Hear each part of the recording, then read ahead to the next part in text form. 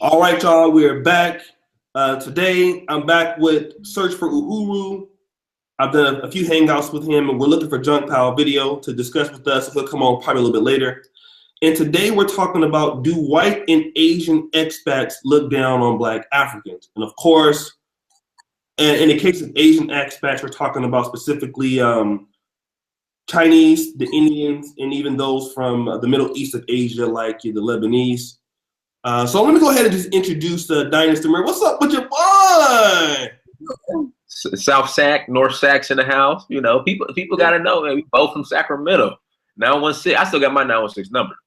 You still do? Yeah, I got mine. I got my 916 number since 2002. Never changed it. I didn't pay my bill. They took my shit away. So, in collections, got to pay T-Mobile. Collections for a free phone bill, nigga. Just yeah. But let's tell us a little bit more about you. I know you've been on the channel a few times. Let's talk about you and your travels to Africa and the places that you've been. For those who are, trying to come into the knowledge of your channel, what your channel does. Yeah, so I've been to Tanzania, Kenya, South Africa, Namibia, Benin, Senegal, and Mali so far. Next year, I have planned Senegal. Actually, this year, in November, in the winter. Well, it's hot as hell there, but here it'll be November. It'll be cold. Senegal, Ghana, Togo, and Benin. That's what's on schedule for this year. So, okay. Yeah. So you have a lot of extensive experience in visiting Africa. So you have a lot of experience on not just viewing the different countrysides, but doing business exchange and stuff, getting products and things of this nature from people. So you have a pretty good idea about what's going on, right? Right. I would say for somebody that doesn't, I guess, live in Africa, but I spend a lot of time in Africa, I'm pretty well versed. I could, kind of keep people abreast on what's going on, the issues they're facing, and whatnot. So I would say I'm somewhat have an expertise when it comes to everything African. Okay. Now, I did a pretty hard video about what do white expats think of Africans, of Native Africans. And one of the criticisms in the comments was that I never been to Africa. And that's going to change because you actually help influence that. And we talked offline about, the possibilities of me going to Africa, which I'm going to try to do in April.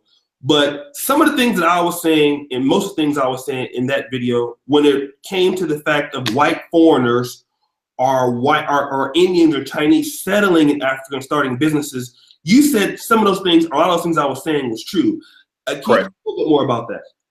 Well, I mean, I tell Africans this in relation to Black Americans. I mean, it's very similar. So if you go into the Black community, I'm from the Garden Block, you're from the Paso Heights. Mm-hmm. Who runs the economics in the Black community in America? You have Indians, Chinese, Jews, and Koreans. And Arabs. And Arabs. It's the same thing in Africa, especially East Africa. So, especially like places like Tanzania, Uganda, even somewhat, and especially South Africa. I mean, when you go there, like we'll take Tanzania, for example, all the hotels primarily controlled by Indians, just like it is here in America. Mm-hmm. I mean, Chinese are building everything for the most part, are influencing or investing heavily. Same thing with Koreans. I know actually North Korea in Senegal, they play a major influence in building infrastructure in Senegal as well. And then of course you have the Arabs, Lebanese doing. I mean, it's the same setup in Africa as it is in the Black community in America, where non-Blacks pretty much control the community. But I mean the economics. But I mean there is a lot of Black ownership. Just like I'm in Atlanta, there's Black ownership. Right. In Africa, there's Black ownership, but still, what you said was true, because you have to think about it. If only in Black America and in Africa can an expat, we'll say white, Chinese, or Indian, come in, control the economy, and then segregate themselves from society for the most part. So they will just come in, just like they do in Black America, make their money and go back to their own communities. So they do the same thing in Africa. So they make their money and they go back to their Indian, white, or Chinese or Arab communities and completely seclude themselves from indigenous Africans where they live, which, I mean, it's just amazing how they could do that. And a lot of them show little respect for Africans at all. They don't respect the culture, you know. So what you said in your video, a lot of people were offended by it. But again, me traveling to Africa, I noticed that, especially in East Africa, I noticed that off top. So yeah, I mean, like, even though you haven't been to Africa, what you said still has a lot of truth to it. So, and that's go ahead. Because my brother here has been getting on me. He said he's gonna beat me in the head with some wheat bread if I don't go. So yeah, you gotta go now because you're speaking on you gotta go now. Let's talk about this because you made a point, and it's a point that I was going to make in my next video, talking about the 72 expulsion of the Asians by Idi Amin Dada. You said something so important just now, and you said that they come in, they set up the businesses, and then they go back and seclude themselves, which is true because the Indians, owners before we came on, the Indians do this. They were doing the same thing in Uganda. They set up these businesses and they built these golf courses and shit, and they do not intermarry or intermix with the local population, as you say. And why would they not intermix? Because they don't feel that those people are worthy of fucking. Exactly. No, you're telling the truth. I mean, anybody that denies it is delusional. And I actually ripped your video. I ripped it and put it on my page. I gave you credit. So I ripped it and I put it on my page, and you just had some Africans in denial. Like, no, that's not true. I'm like, you're crazy. It is true. Like, this is the thing. When people gotta understand, when I go to Africa, I don't go really as a tourist. Like, I'm on the streets. You know what I mean? Like, you know, so I really observe everything that goes on. And so everything you said was on point. Yeah, and that's why Idi Amin expelled them, because, you know, they weren't paying taxes. They weren't recirculating any of that money back into the Ugandan community. It was just going into the Indian community and back to India. So he said, you know what, you guys are leeching off everything, so you got to get out. You got to dip. So, I mean, that's what happened. But a lot of it has to do with racism too, because they don't mess with black people at all. You know, it's just. But the thing is this is the thing I don't understand. If us being black went to India and act the same way as they act in Africa, they would do the same thing to us. They'll kick us out. In fact, there's a lot of Africans in China who are getting pretty much run out of China, and they're not nearly even close as disrespectful as a lot of the expats that are allowed into Africa and are making millions and billions. So that's actually true. From what I've also, because you got to think about it. If me and you right now went to India, went to China, didn't respect the culture, first and foremost, you know, segregated ourselves, but came into the community just to make money, man, they'll run us out of there so fast. Man, they beat you with a barbecue chicken stick. Yeah. And the thing about it is what you're saying is so true. And even though I have not been to Africa, I watched some documentaries of what people were saying there. There's a lady that's called Miss Black Expat. I don't know if you check her out on YouTube. She's actually a teacher at a British international school in Kampala. And the same things that you are saying, she was sharing the same sentiments. You have situations where you have white men or non-black families who actually have babies by Ugandan women and don't want their children to be taught by Ugandan or black teachers in Uganda. Right. Yes. Yeah. I mean, going to Britain and saying we don't want no white teachers, or me in Poland, we don't want no Polish teachers teaching us. Yeah, but the thing is, they're allowed to do it. You know what I mean? The government's allowed them to act like that. I mean, you brought up another point in your video about the Chinese restaurant in Kenya. I mean, there was a Chinese restaurant in Kenya, and it was a true story that said no black people can eat here in Kenya, in Nairobi, and the only black people that were allowed to eat at the restaurant were crooked politicians and bourgeoisie, the bougie Kenyans. Those are the only ones that are let out. They had a no black allowed policy in Nairobi, Kenya. Now imagine, okay, if we're in China and we got a soul food restaurant and we said no Chinese allowed. Man, they get you out of there so quick.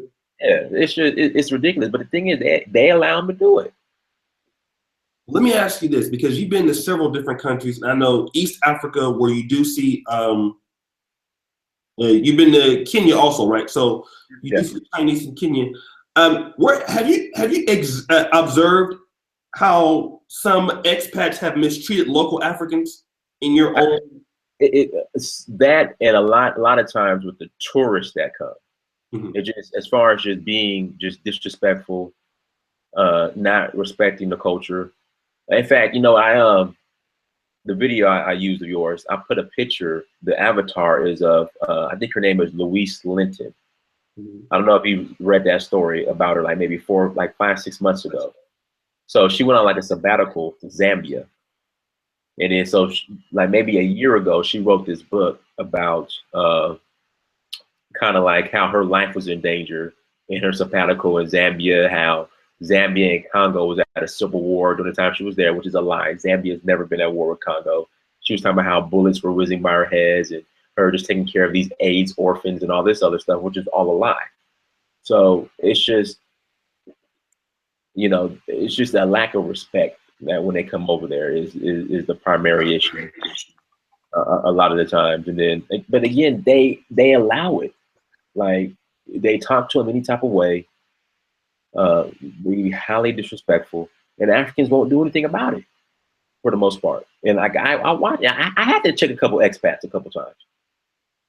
You know, Tell me one in one instance that you had something like that. I was in Tanzania. I think I was in Tanzania or Kenya, and the expat says something real, and they're real slick with it. Like they're like a undertone, real slick with it. Like we were going on a safari, I think to like Serengeti when I was in Tanzania, and the expat says something like real slick, kind of just basically saying how Africans are slow, and I had to check them. You know what I mean? Because I had to check them. So because a lot of times when they see me over there, they don't know where I'm from. Mm-hmm. I blend in. So and sometimes they might say something to me. Um, like I know a couple of times when I was in South Africa, they pretty much gave me when I told them I was back from America, they kind of gave me and these are white expats, kind of like what is a black American doing over here, like that kind of look, and I had to come back. They're like, what are you doing over here? You know what I mean? So they get real slick with it, man. But again, they allow it. I mean, they don't correct them at all. So Let me talk about this, because a lot of people, and in the video that I did, let's talk about this kind of robbing Peter to pay Paul type of thing, and I want to talk about what happened in Nigeria and kind of related what happened to the Indians in Uganda. I know a great deal of people think that the Indians are just so much smarter than other people and they're just genetically more gifted. It's totally not true. Because India as a fucking country, if you probably go there, it's a piece of shit. you know what? Let me stop you right there. It's confirmed that it's a piece of shit. It's widely confirmed, but it's just the issue with black people and there's black people across the planet. They don't understand economic warfare, how it's played out, and this group economics. They don't understand. You don't have to be the smartest person in the world to practice group economics and master group economics. They just don't do it. It's all individualism. Mm-hmm. So yeah, but you gotta understand, like a lot of countries, and it's even like this here in America. The countries where a lot of these expats come from are absolute pieces of shit when you go. So, but again, they understand group economics. Mm-hmm. And so that's why they're able to come in and take over. So, and I want to go back to your point. I did a video on the Biafra War, and from 67 to 70, where you had the uneducated portion of the northern Hausa tribe, Nigeria, against the southern Igbos. And where you had the British, obviously when they would come into most African countries, they would never go to the north because it was heavily Muslim. So they would leave the north to its own, right, and go to the south, and they would build more in the south. Right. when the British came into Uganda in 1893-94, they already had invested much education progress in Indians. And they also took those same Indians to South Africa. And then that's why you get Gandhi and those South Africans hating Indians. And that's why, those South Africans were educated. So, of course, just like the educated Igbos, those people were able to develop factories in the houses. And you take those educated Indians and you put them in Uganda, those educated Indians are going to be able to do better than the uneducated Ugandans. I even take it a step further. During apartheid, and you have to read Nelson Mandela's book, Long Walk to Freedom. So in prison, for example, the Afrikaners, the Europeans, they would make the black Africans walk around in Daisy Dukes for the most part, and that's it. Listen, let me finish. Because they assumed that that's how Africans wanted to dress. But the Indians were given preferred treatment. So what you have to understand where this stems from is during colonialism, Indians, pretty much non-Africans, were always given preferred treatment in Africa. Same thing rings true here in America. Mm-hmm. Like I said, it's the same. So, and that's what I try to tell Africa. The same shit you guys go through in Africa, we go through here in America too. I mean, it's the same. So during colonialism, the non-Africans were treated better, given preferred treatment over the Africans. So, but that right there was revealing when I read that, when Nelson Mandela talked about that. So literally the jail cells would be cold. The only thing that the African inmates could wear were little booty shorts. Wow. It's in the book. The Indians were given full clothing. When it came to the food, the Africans were fed shit, the Indians ate good. You look at the prison sentences. The Africans were given a longer prison sentences. The Indians were given the short terms. So again, it's this preferred treatment. So in the eyes of, I guess, white supremacy, Indians still have the idea that, they're better, they're looked on better, and they're more, I guess, protected. But at the same time, Africans, they allow it. So, And to even more your point, the British don't think the British think the Indians ain't shit either. I mean, if you think about what the British did to India.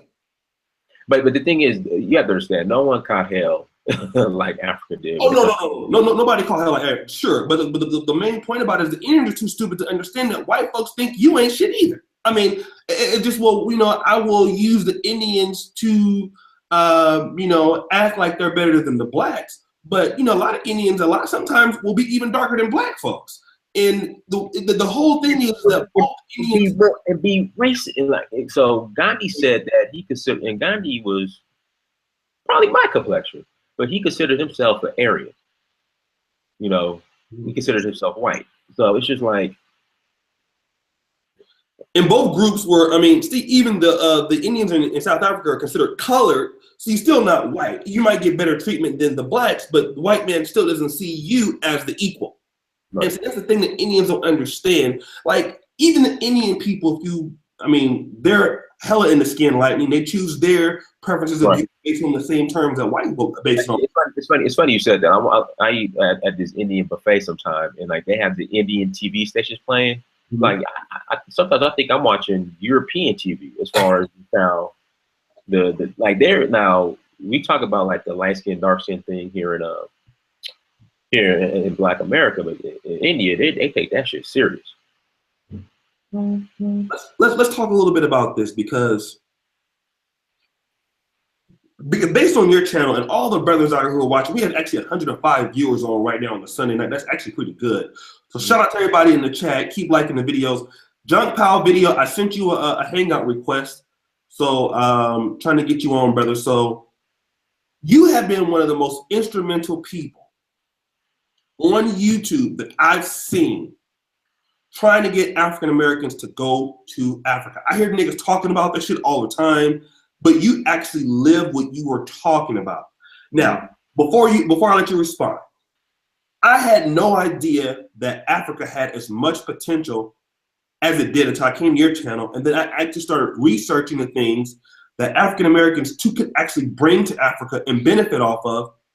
And We are actually losing that opportunity. Talk about the great opportunity, man, that we have as African Americans to go to Africa and actually contribute, not take from the country, but contribute there and relocate and actually help other blacks there. What opportunity are we missing, bro? I mean, there's a ton of opportunities when it comes to like just infrastructure, just government contract work. You know, Chinese have completely controlled that part of the game. You know, and the thing is, it's a lot of Africans' fault. So I was in Mali this past December, and I was talking to you know, my brother there, and I was like, you know, we were headed to Dogon country, and you know, I noticed they were doing construction on the building. There were some black construction workers, and there was a Chinese guy. And he already knew, okay, the Chinese are probably running it. And I said, look, why aren't any of these contracts going to give into any local African businesses or construction companies? And basically he said they'll get the contract, the government will front them some money, and then they'll take the money and run. So, you know, that's why a lot of the Chinese have been doing the work there. But I mean, if Black Americans who, I mean, we'll take like Herman J. Russell Company here in Atlanta. You know, they do a lot of work here as far as infrastructure and building. You know, it could be a great opportunity for them to come to Africa and build. If we just get contractors together and say, hey, let's build a bid on some of these contracts that African governments have out there, they can come over and clean up shop. You know. So it was a great opportunity there. And another thing I want to address too is a lot of times people say, well, Black Americans aren't really building anything in America. Why come to Africa? Mm-hmm. If you look at India, you look at a lot of places where the Middle Easterns come from. Mm-hmm. You look at like Lebanon. You look at, I mean, even China. I mean, it's really, I mean, I guarantee you I could put Black Americans as far as building infrastructure together here in America. And if you compare it to the infrastructure that's built in those countries, it'll be comparable and similar. Yeah, good point. Good point. You know, so I just think that's a poor excuse. So yeah, it's a great opportunity there. You know what? And I'm glad you said that because shout out to Black Men Taking Our Community Back. He was a guy that did a hangout with us the last time. I wonder if this is junk pile video hasn't showed up yet. He said, you know, we should build up America before, you know, we think about going back to Africa. I disagree with that. I actually am leaning more towards, and I have some harsh things to say about Africans, but I have harsh things to say about Black Americans too. But I'm not indifferent. I would rather be around Africans than to be actually. If I could keep the same lifestyle and have the same amount of money, I would definitely rather be in the continent as a physician, giving back to my people. I think that like a place like Uganda and those traditional things that they have going on in these countries, for me, I think that it's better if you can do it there. Why not? Because in America, you just can't control. There's too many liberal laws and shit. I mean, talk about what kind of honor and ethics you see in Africa when you go over there. There's definitely a honorability code. And the thing is, I just think us being foreign, you know, Black Americans actually coming over and building will be well respected.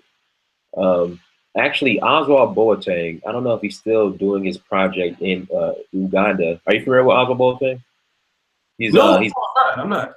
He's the fashion designer out of the UK, actually. Okay. I know he had a big project he's working on in Uganda. I don't know if it ever got anywhere. I'm not sure. Then of course he had Akon with Akon Lighting Africa, the amount of he got. So you know, I know Bob Johnson BT. I know he built some stuff. He did some stuff in Liberia. In Monrovia, a big hotel, a nice ass hotel too, with a backup generator and everything. Yes, I don't know if it's still open though. I'm not sure, but I mean, people over there doing work, and you get respect as long as you're honorable. You know, they'll pay you for it. You know, so it's a great opportunity. You know, I just think there's nothing wrong in building outside of America. You know what I mean? There's nothing wrong with that. Don't limit yourself to just America. And I see a lot of that going on. You know, as far as well, you're not building in America. Why try over here? I mean, why not try? Because again, I mean, a lot of these countries where in fact, the expats that come, prime example, the expats that come to Africa and build, they usually don't build nothing at home or didn't build anything at home.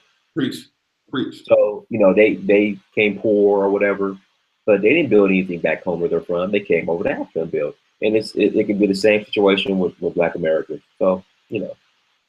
And they also end up having more money in the new settlement than where they were from. Exactly. They live a better. I mean, I'm an expat here in Poland, and I don't know, man. It's something I try to tell the brothers all the time that follow us, you know, on my page and the Negro Minister blog, that it's something that changes your life when you get out and you go to another place and your back's against the wall and you have to produce. It's something about that energy that you can't take back, and it's elevating you.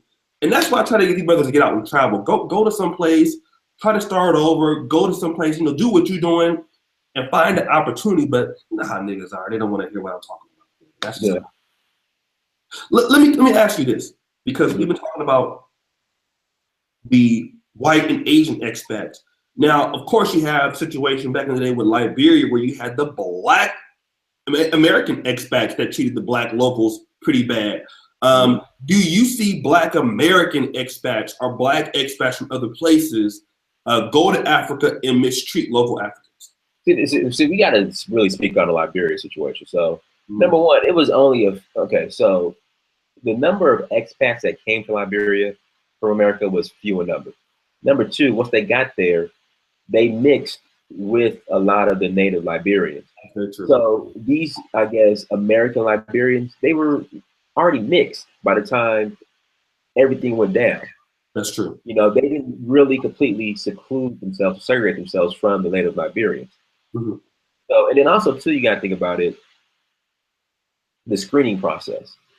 Like, you know, you can't have a bunch of Charles Barkleys and, you know, Black Americans like that, Stephen A. Smith, Tommy Sotomayers and stuff like that coming over, because they were completely destroyed. So you got to properly screen the ones who are interested in coming over.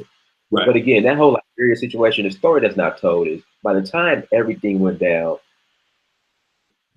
I guess the American Liberians they were mixed with the indigenous Liberians. So they weren't even Americanized. And then the American Liberians that came over were so few in number. I mean, it's just, no, I think that whole Liberian situation, Civil War situation gets blown out of proportion, you know. That's a good point in comparison to the Indians who come over to Uganda and then probably bring over other native Indians from another country over to Uganda and, you know, keep it in the same, because those Indians still keep that connection. You know, like an Indian in Uganda can marry an Indian in India or Indian in the UK, you know what I mean? So they can keep that same bloodline and religion and that structure going. That's a good point. Well, let me grab my charger real quick. Give me 30 seconds. Okay. So let me do some shout outs, man, in the chat. And y'all keep liking the video. O'Shea, you are really ugly. You're like a radioactive monkey. Oh, that's pretty good.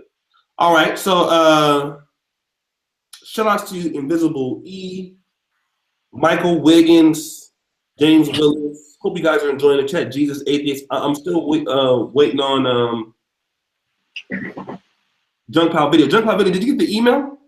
Because I have the link. Let me send you the link directly to the email and see if you can actually get it. So let me try Junk Pile Video, Junk Pile Video, Junk Pile Video.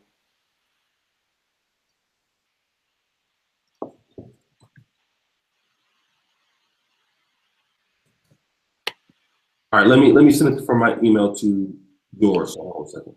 I'm sending it from my other email. So shout out to everybody in the stream, man. I know particularly we like to do interviews and stuff like that sometimes to keep things cracking for you guys. So once again, thank you guys so much for everything. Wait, this nigga probably taking the shit right now. Don't want nobody to know.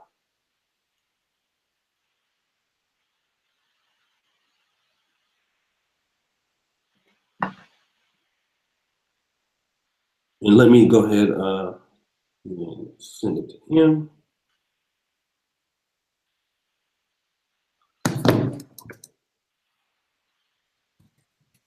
How many of you brothers in here, and keep the likes on the video, how many of y'all are interested in going to Africa? Let me know. Just, shout it out in the comment section. All right, Junk Pile Video. You back, nigga? Yeah, I'm back. Yeah, I've been back. I just had to go to the other room and get my charger. Okay, I thought the nigga was in there on the toilet, nigga, rocking back and forth. Okay, so I just sent Junk Pile Video from my main email or my email. I just sent you a link to join the actual chat. So I don't know if you got it, but I sent you an actual email with the link in it. So go ahead and check your chat and check your. Oh, he's actually in. What's up, Junk Pile Video? Hello? Junk Pile. Yeah, I'm here.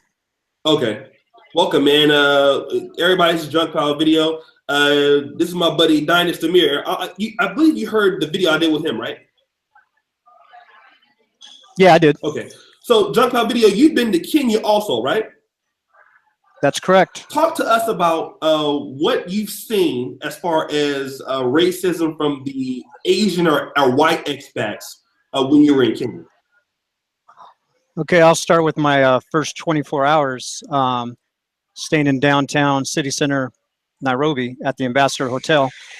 Me and my wife were getting ready to leave, so we got a bite to eat, and there was a American woman with her 2 daughters about 10 years old.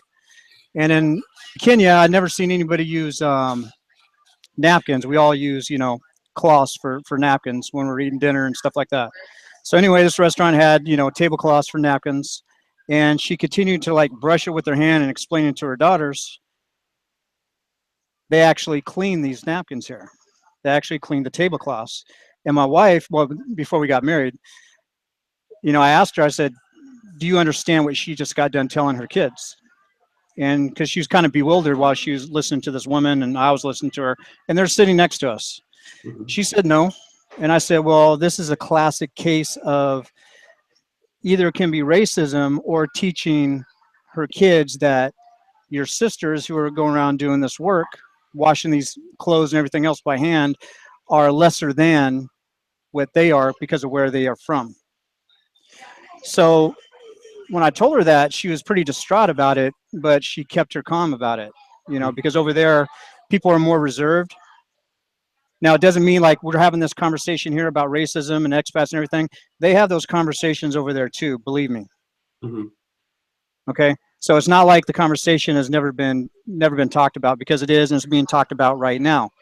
They handle it in a different way, most definitely. But basically what Dynasty Demir has been telling you about, a lot of that is definitely true. Absolutely. And there's another time in Nanyuki, and this was probably like a year later, there's an Indian guy who was a drug addict who owned a business. And he was just selling all types of odds and goods. And he'd keep keys for like European expats for their houses when they're gone. And they'd go back home.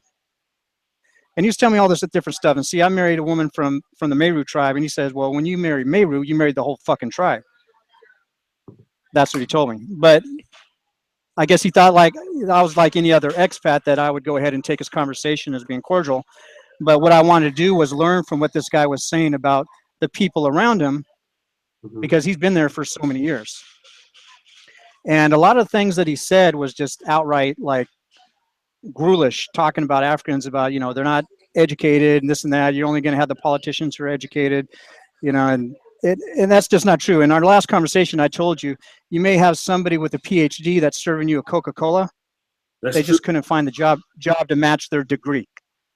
And Dynasty Demir has probably met those people going to all these different places, because they're all over Africa. I tell go ahead. It's funny that you said that, because I was watching another video of a lady who said that a maid that she hired had a degree in accounting and couldn't find a fucking job. And that's interesting that you just said it. Bingo. All right, go ahead, Dynasty Demir. Yep. No, what I was going to say, he's absolutely right. I tell people today, some of the most intelligent people I ever met is in Africa. So you got to think about it. Number one, they speak like all the Africans I know, they speak up to like 4 or 5 different languages. And there's a correlation between the number of languages you speak and IQ level.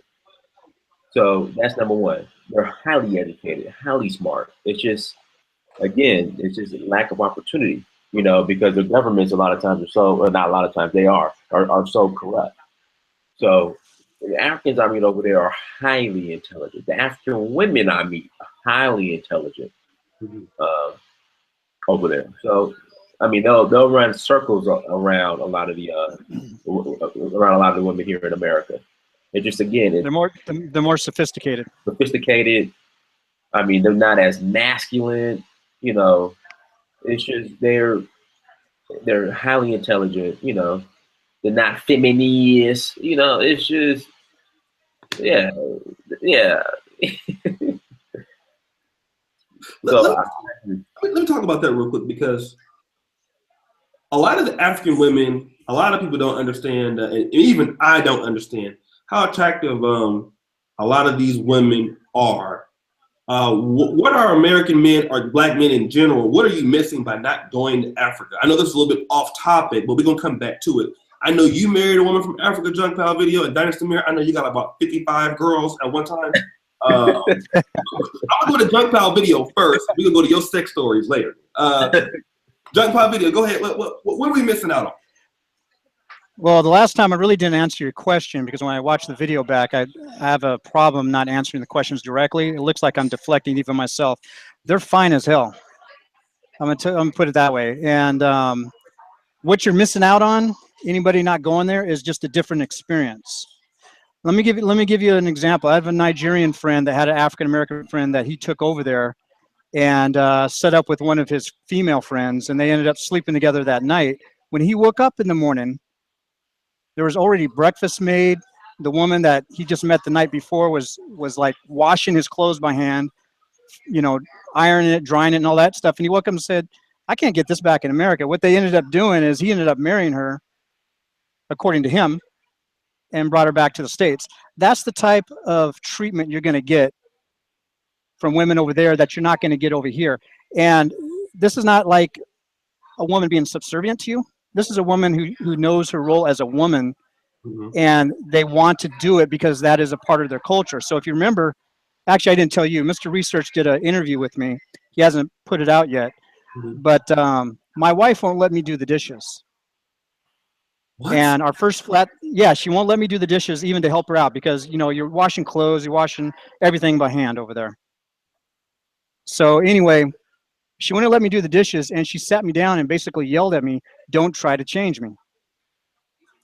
I'm the person that's going to do this.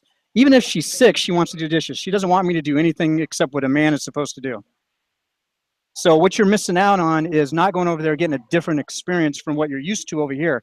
Because I could tell you, over here, you're basically getting a public school educated woman who's never been outside the box. She doesn't know how to get outside the box because her mind is a box. You go over there, women are not stuck in a box. You need that different experience before you pull the trigger and then pop the question to some woman that you're going to regret ever marrying for the rest of your life. That's true. That's true. What about your experience, Dynus? I know you've been here for a minute, so. I mean, similar, like, this is my theory, O'Shea, about Black women. I feel like the further away you get from Africa, the less hospitable they are. Let's take the point. When I lived in LA, bro, oh my God, man, it was just, the mother of my child just happened to be from the South, which proves my point. And she looked after me, and she took good care of me. We're still, but just dating like Black women from California, oh man, it was just like, I don't know what, they're just not taught everything that Junk Power just brought up. When I went to college in the South, I got treated real good. Like everything that Junk Power said, as far as being taken care of, not having to worry about anything. But that's changing, because the South is, as far as long, is getting more, especially Atlanta. It's always been somewhat liberal, but it's becoming more, I guess, feminist, I guess. So a lot of that is that hospitality for women is disappearing. But Africa, like literally, I go, I find a girl to look after me. You know, I take her out to eat. I tip her. I don't have nothing to worry about. Everything is done. Clothes wash, shoulder on the city, Hos- hospitality. Come meet my family. You know, Yep. here you need somewhere to stay. You can stay here. Okay, when you come back in town, when you come back, you don't pay for room and breakfast. You come stay with me. You know, because you know you got to think about it. Here in America, you know, girl wants you to wine them and dine them, take them out to eat. You know, you gotta buy him shit. You know, all these girls. In fact, this is the new thing now, O'Shea. You got girls talking shit, okay, about how, oh, if we go on a first date, you better not take me to no coffee shop. You better take me to a real restaurant because that's a date. That's my standard. And then you look at these girls, man. You know, the studio apartment, 2 kids. No, I mean, but in Africa, like literally, man, just take care of them, buy them something to eat. Man, they will take, I mean, whatever you want, okay? Hospitality is off the Off the charts. chart. Let me ask you and this real quick. Before I forget, because both of you went to Kenya, I know Kenya operates in the shilling.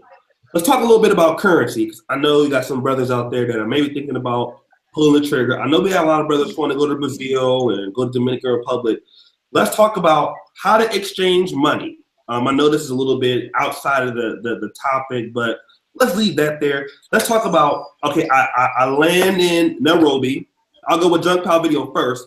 And what, I mean, what am I doing for bills? What am I doing for money exchange and the like?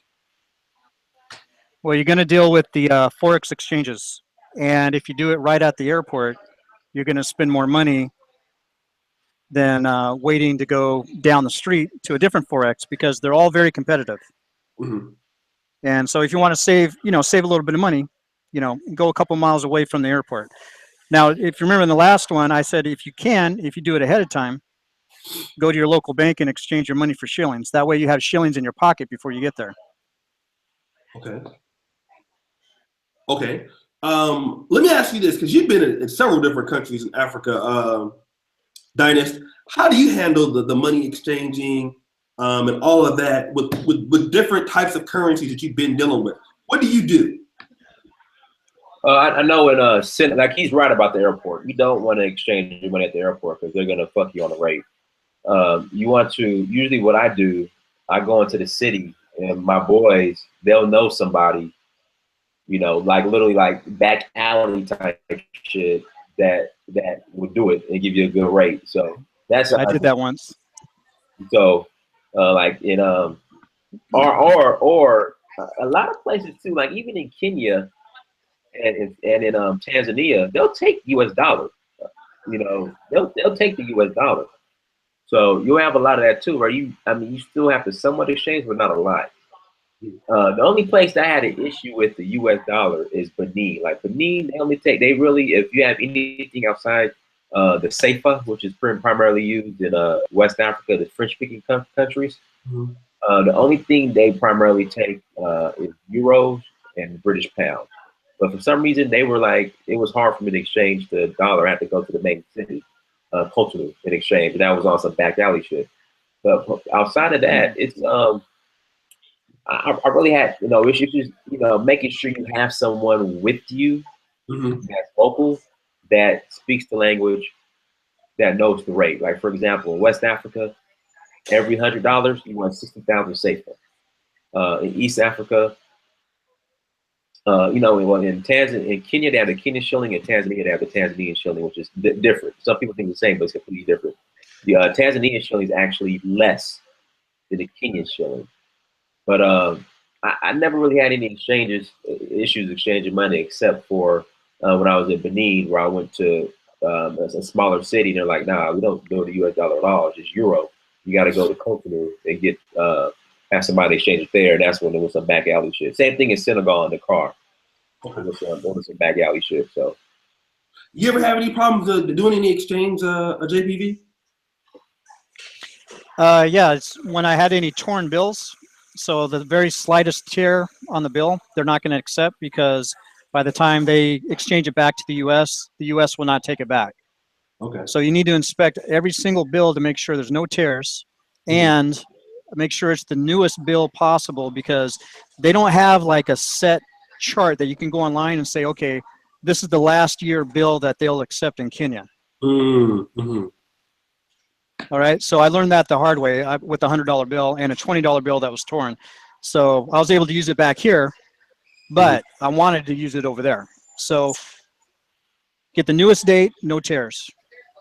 What about ATMs? I mean, like, can you use? I mean, I'm thinking about going to Kampala in April. And for those who are interested in possibly going, what are the ATM charges like and things of this nature if you have to use your American ATM? It's, Well, it's not that bad. I'll go ahead. But yeah, I'm sorry. It's not that bad. Well, the first thing you have to do is you need to notify your bank that you're traveling outside the country. That's number one. Okay. Number two, the rate, it's not that bad actually. In fact, the rate is like maybe for me, it was like every time I drew money out, I was charged like $5. Here in America, if you go to an ATM that's not your bank, you charge like some places like $3. So it wasn't that bad actually. I never really had any bad experiences. But again, you have to let your bank know that you're traveling outside the country, or sometimes your transaction will be canceled if you try to make it at the ATM. What I like to add to that too, everything you said there is correct. I got charged about $3 on top of my regular ATM fee. So you got to think of this: you're going to get a $3 international exchange fee Mm-hmm. plus your regular ATM fees that your bank is going to charge you. Okay, so now the other thing too is, you know how you got those logos on the back of your debit cards? You got the Co-op, you got the Plus. You need to make sure the ATM machine also has the same logos because Yeah. if they don't, it's not going to work. I see. Okay. And you guys in the chat, man, get the likes up on here. Get the likes up on the video. I got 93 watts and 76 likes. That's cool. But I know you guys are in the chat arguing. If you could go ahead and like the video, man, y'all stop roasting one another and like the video. Let me ask you this. Okay. If both of you have been to Africa, I know I've access to you already, Adonis, but out of all the countries you've been to Africa, if you had to pick one that you can open a business or resettle if you had the money, all things being equal, which African country would you settle in? I would do Senegal, but I would have to learn French. Like I'm working on learning French now to speak. So Senegal for me. I mean, food is good, it's beautiful, women are beautiful. That's where most of my connections are, my friends, damn near my family. That's where I'm most comfortable. It's weird because I'm most comfortable in Senegal, but I don't speak French or Wolof, which are pretty much the major languages. But I feel most comfortable there. I am going to Ghana in November, so I've heard a lot of Black Americans resettle in Ghana, so I'm definitely gonna check that out come November. Let me also ask you this. I'm gonna cut you off. The car, and I'm gonna ask you the question about how to stay away from pickpocketers and how to get robbed and shit. But in Dakar, I heard Dakar is like super expensive.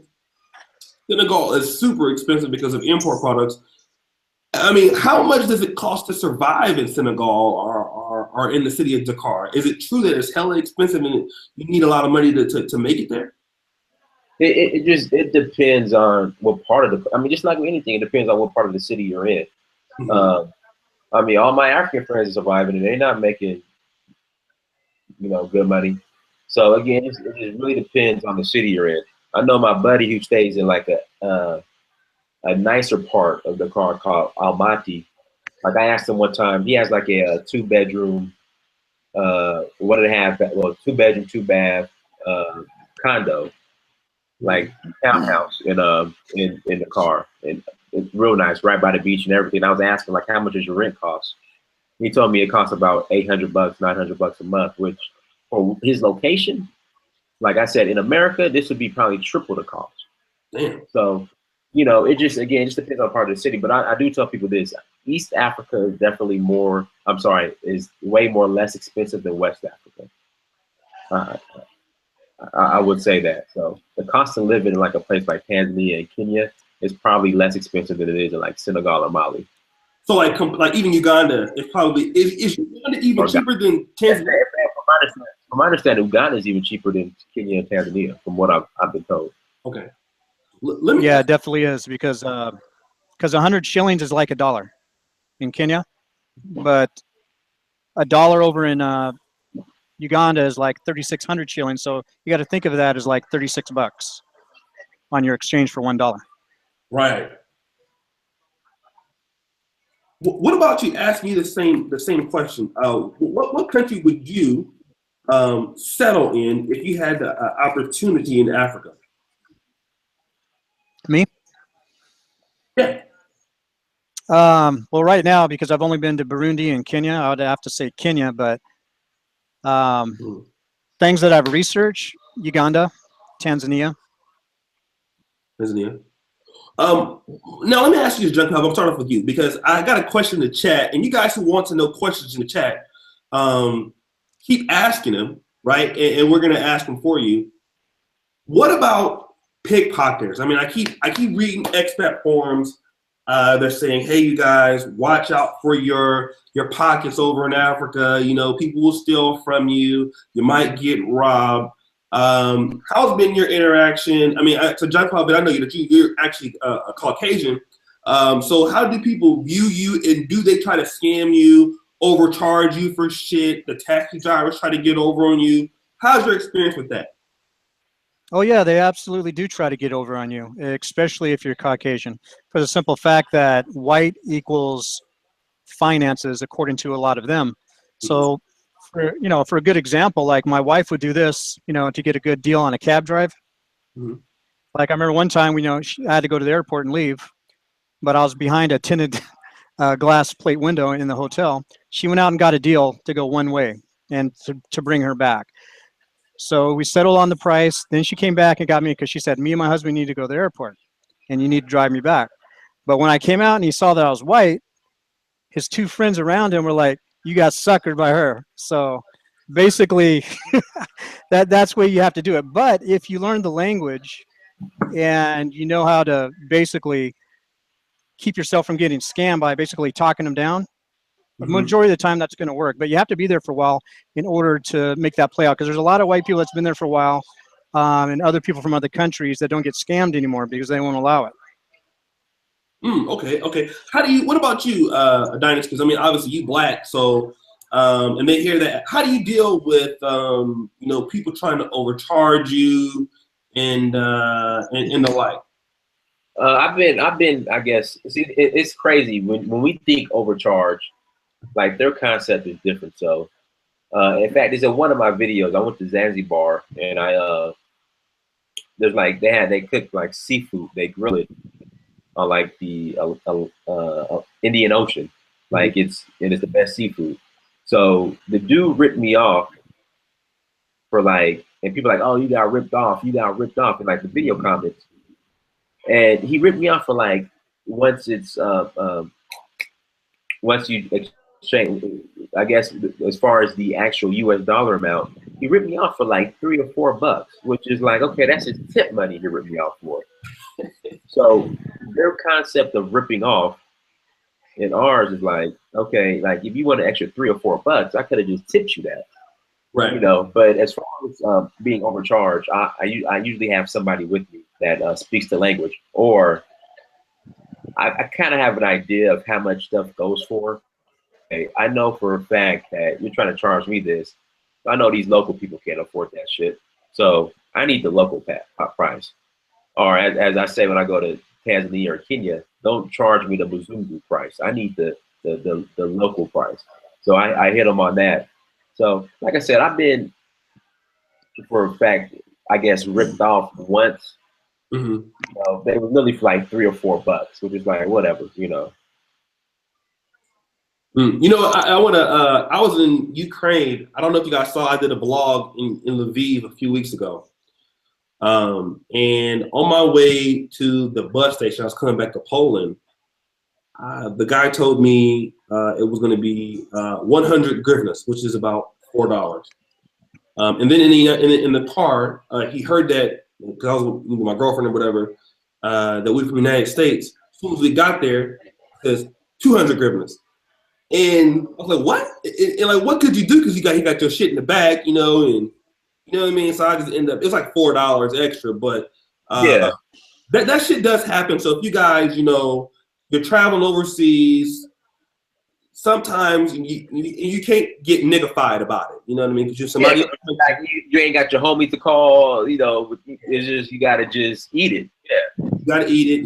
You know, they know you're gonna eat it. So you know, a lot of you, if you go out of the country, and motherfuckers say that kind of bullshit with you, just go ahead and pay it. You know, it don't happen all the time, but you will have times, and you can't just get niggified of what the fuck you mean, nigga. You can't do that shit out there. You know, fuck around and get your ass killed or get locked up or something. Right, exactly. So I just, you just gotta just let it go. Just whatever. Here, take your money and do it. Right, because you probably got more man motherfucker ever will see in his whole lifetime. So just don't take it ill. What about pickpocketers, you guys? So, go ahead, JPP. I'm sorry. We'll get back to pickpocketers. Quick question, Dinas. I saw your video on the Renaissance statue, and I noticed that there was a different price for you than there was for the locals. Was that correct? Yeah, that's pretty much everywhere. I mean, it's just like in LA, like Disneyland in LA. If you're not a local, you pay more. So it was a little bit more. So it's whatever. Again, it was a couple dollars, like whatever. So the locals, you know, they get preferred treatment as far as pricing over the I guess people that come out of town. Now the thing I did get pissed off about was Goree Island. Like Goree Island is I guess the point of no return where the slaves left when they came to America.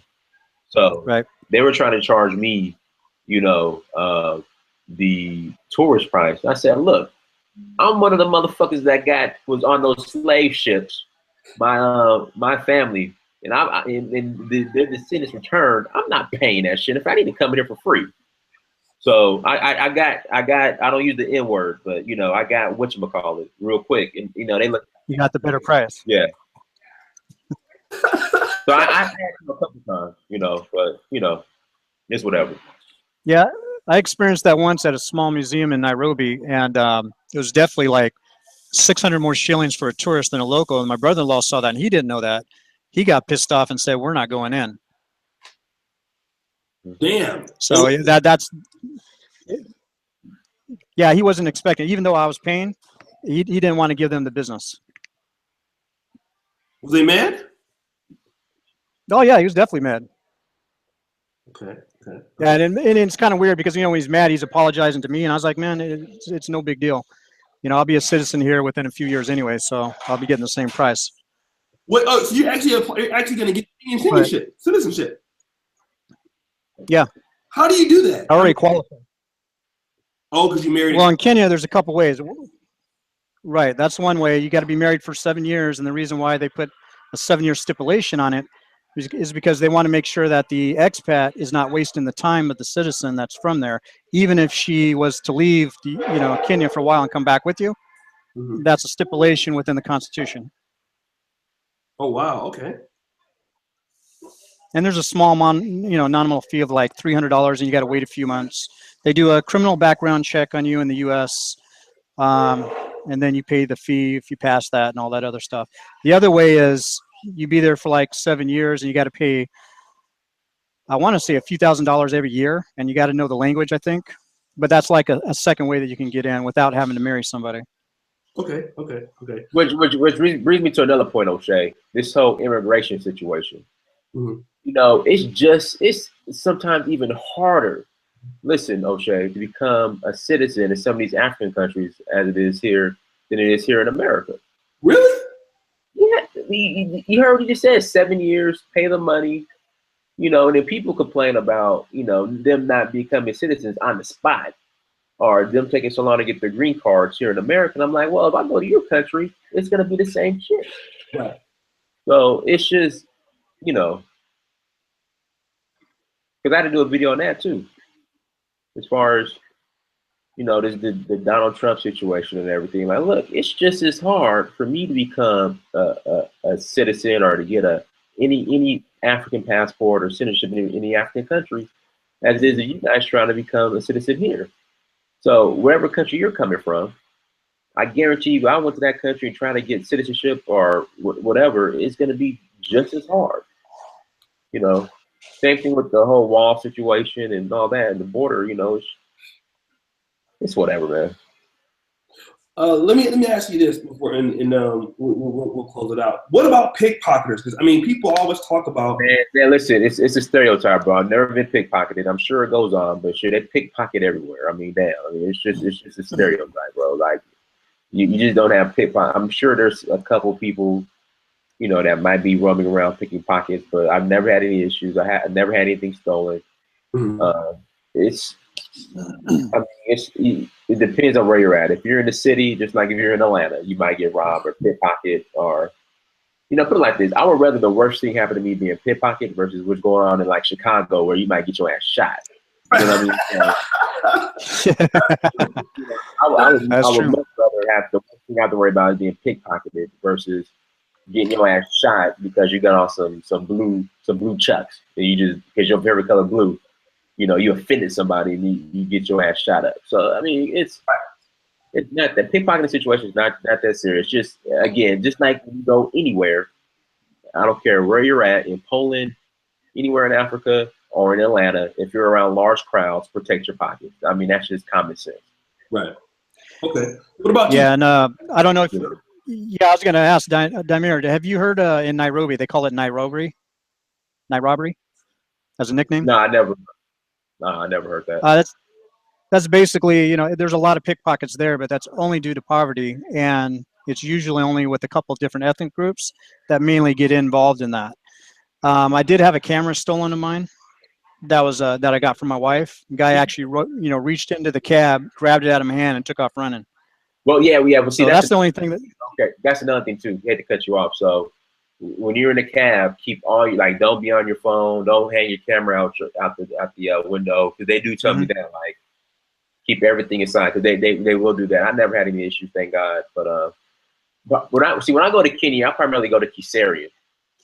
So I go to and that's how I am when I go to Africa in general. Period. I primarily just go to the villages. Like I do the city some, but I go to the villages to stay out there.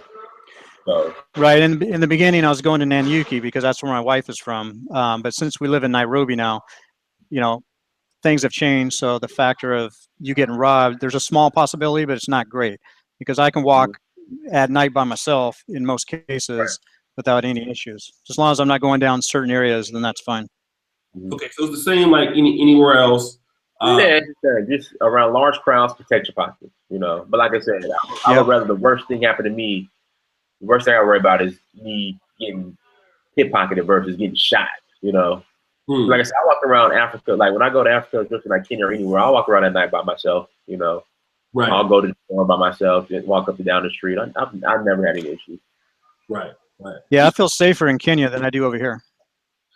It's funny. I feel safer in Poland than I did in America, and it's like I'm the only Negro on the street, which is crazy. But look, y'all. It's like 12:25 here. And I wanted to make sure I did the podcast. I know it's still early, like in Atlanta. It's like six something. You're in Oregon right now, right? JPB? Yeah, I'm in Oregon. I'm in Oregon. 3 something there. I want to thank you guys because I got class in the morning at 8 o'clock. I really want to thank you guys for coming on to the show. I got to get back to doing my hangouts again because I miss it, and I'm actually running out of material. So I'm probably trying to have you guys on like by next week if you guys are available. Plug your channels, Dynasty Mir. Plug your channel. Play out. Search for Uhuru. That's all together. SEARCHFOR Uhuru UHURU. Search for Uhuru is my channel. My social media, search for Uhuru on Instagram, Facebook, Snapchat, and Twitter. I'm still trying to figure out Snapchat, but I'm on everything else. www.dynastymir.com. Got indigenous African art, jewelry, fashion. So check that out as well. So that's it. And it just want that for you, man, because I keep forgetting. Y'all, my boy got books and shit too, man. I done bought like 1,000 books already. So I want y'all to go to dynastymir.com, man. Subscribe to this site. the brother is actually over in Africa, like doing big shit. Like he's over there all the time, works in Atlanta, takes his money, goes over there, has art. Look, y'all missing out, man. I'm about to start shouting him out. Like I've been shouting out Aaron Cleary and other books. We gotta start supporting DynasTheMirror.com, man. Seriously, he got books and or on Amazon. If you go on Amazon and search Dynasty Mirror, all my books will come up there too. right. So I'm gonna start pushing a little bit more, man. I like I said, I'm gonna donate again to your channel because I appreciate what you're doing.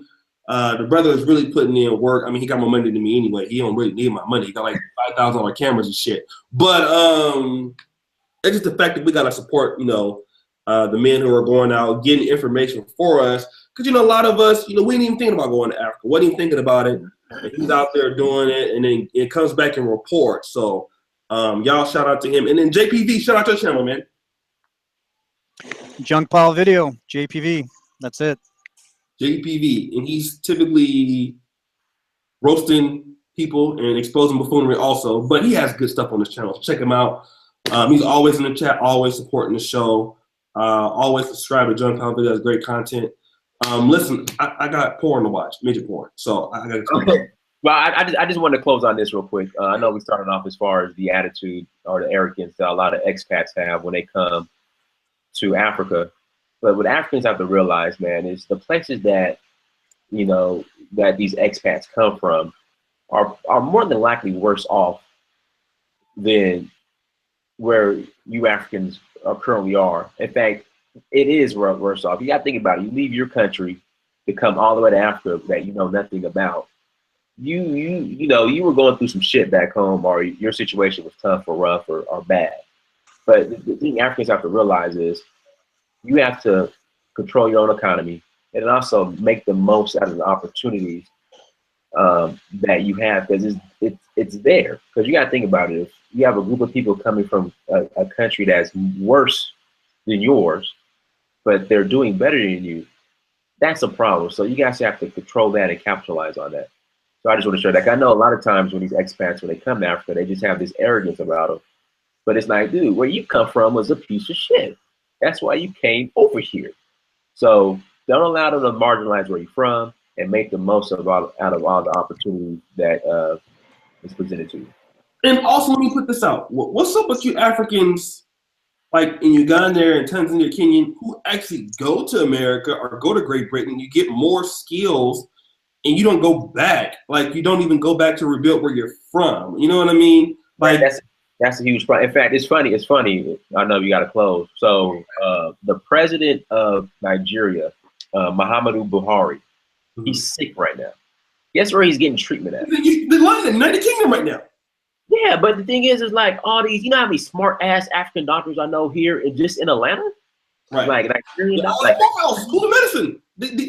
Dude, I can't even get a residency in Morehouse School of Medicine because all the Africans is there. They don't want to go back to Africa at all, dude. They do not. Like, you don't know how many smart ass Nigerians I know who are doctors and surgeons and everything, but Buhari had to go all the way to the UK to get treatment. I think he might even still be there. He's talking to Donald Trump, called him in London. The story's on my site on negromanusper.com. Yeah. So it's just crazy. It's just the brain drain is, and they don't come back. But then and see, this is the thing, and I'm let you close it. You brought this up on your last video, how just like how I'm talking about how expats come from worse countries to Africa, but have the audacity to talk shit about Africa, where they came from is a piece of shit. Africans a lot of times will come to Black America, talk shit about Black America, but it's like, dude, where you came from, you're going through the same shit that we're going through over here. Right. So it's just we just got to come together, man, and just stop beefing and yeah. One thing I want to add too is the attitude of the expats coming over to Africa is the same as the person going over there with the Peace Corps. They never get to know the people that are there. And it doesn't matter how long that they're there for. If you don't know the locals, you don't really get to know them, then you're never really going to get along with them. You're just going to be living among them. And that's it. And that attitude will remain the rest of their lives while they're there. And I'm going to do a video about Buhari being treated in London. I did one. I already did one. Oh, on your page. Yeah, it's on my page. It's called basically it's titled African Brain Drain is Real. And I talked about Muhammad. I said it's Muhammad Buhari is an example of African brain drain. Like it's just real. Like you have a president of a country. Now Nigeria has either the first or second largest GDP in Africa, but it's either them or South Africa. So you have a president of one of the richest countries, even though Nigeria is grimy, is one of the richest countries in the world being treated in.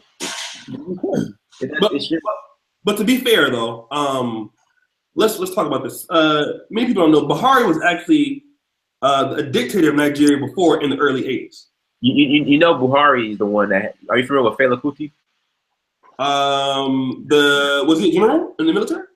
No, Fela Kuti. He's the singer, famous Nigerian. Look him up, very famous Nigerian artist. But Buhari, I think, had his mom killed. So, yeah. Damn. Well, I mean, Buhari is a bad motherfucker. I mean, so he's from the north. And another guy that came after him was Sani Abacha. And if you knew about Sani Abacha was they think it was foul play. So one of the things that Buhari did when he became the president of Nigeria was he got rid of the whole staff that helped him get there. He got rid of everybody. And military coups are very popular in Nigeria. I mean, you know that from from Buhari to Abacha. So what I think probably he's doing that is probably out of fear of maybe getting set up by somebody or getting poisoned. That might also be a reason why it might be a conspiracy as to why he's in the UK, for the fact that he doesn't want to get. I mean, because same thing happened to Abacha. I mean, Abacha, all of a sudden mysteriously died. And so I think that may have a lot to do with obviously Nigeria, there is a brain, but that also has a lot to do probably with the fact that Buhari probably doesn't trust anybody in Nigeria to treat him. I think that has a lot to do with it, but I'm also going to respond to your video. Probably, if I stay up tonight, I will. Also, for your own information, for those who don't know, William Tubman, former president of Liberia, I believe himself died in London. Couldn't get treated himself in Liberia. So again, Tubman was another person that stripped the military clean, kept the military very small. Was afraid of military coups. So you see this happen with extreme dictators. They typically like to get treated out of the country and not in the country. So, all right, you guys. So thanks for both of you coming on into the stream. I learned a lot. I always learn a lot. Learn a lot from my boy Dynasty Tamir. www.dynastytamir.com. You guys got to start supporting the site. JPV Junk Pile Video. I'm probably gonna respond to that video maybe if I could stay up tonight on the mall. It's an interesting topic. So the buffoons are the all-time high. Peace out, y'all. I'm out. Peace. Peace.